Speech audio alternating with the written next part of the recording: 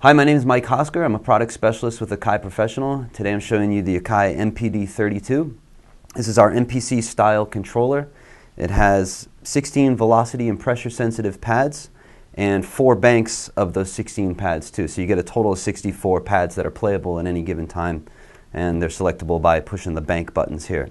We also have 8 sliders, 8 backlit switches, and 8 knobs with 3 banks for those controllers too, giving a total of 72 controllers at any one given time.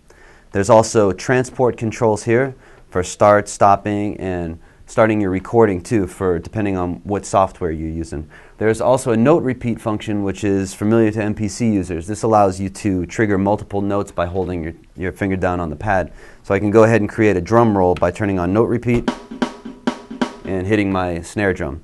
I can also increase the time division to a faster roll by holding down time division and choosing a different time division. In this case, 16th notes, to create a drum roll. So here on my 8 sliders up here, I have chosen the BFD Light preset, which gives me the option to adjust the master volume and the size of the room ambience, and I can actually, with the knobs, change the different mic locations too in the software. So it gives you a different feel and a different sound depending on which kit you're using. Editing in the MPD32 is very simple too. You easily hit edit and move your controller and push the encoder number, and that controller is ready to be edited. All the data values shown on the LCD screen up here, and the MIDI channel for that controller as well. In the global menu, I have my MIDI all notes off if I want to kill MIDI entirely. If I want to change the MIDI channel or the contrast of the LCD screen, the sensitivity of the pads, the curve of the pads. We have 4 settings for the different slope of how the pad's triggered, and how the threshold of the pad, the MIDI clock, whether or not we want it to sync to an external DAW or we want that DAW to sync to the tempo of the MPD32.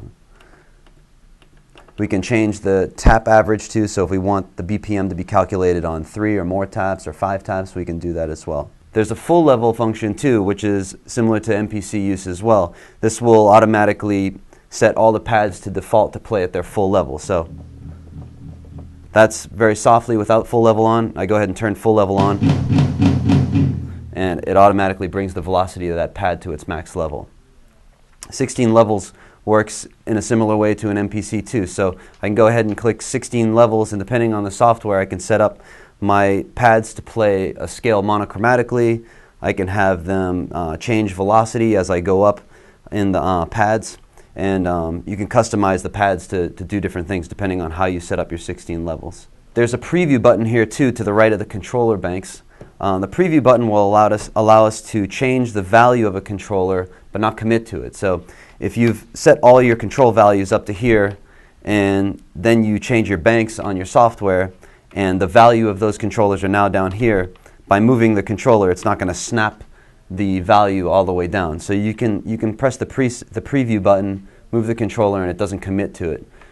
So that way you don't get the snapping effect of the data in that particular controller. On the back, there's jacks for sustain pedals and expression pedals, as well as MIDI in and out jacks and a USB port. You can also connect a 6-volt adapter too to power the unit too, but other than that, it's bus powered. One of the reasons why somebody would choose an MPD32 is that if they're comfortable using software, but they've also used an MPC in the past, or they know how great an MPC feels and they want that pad feel, this is the perfect tool for that.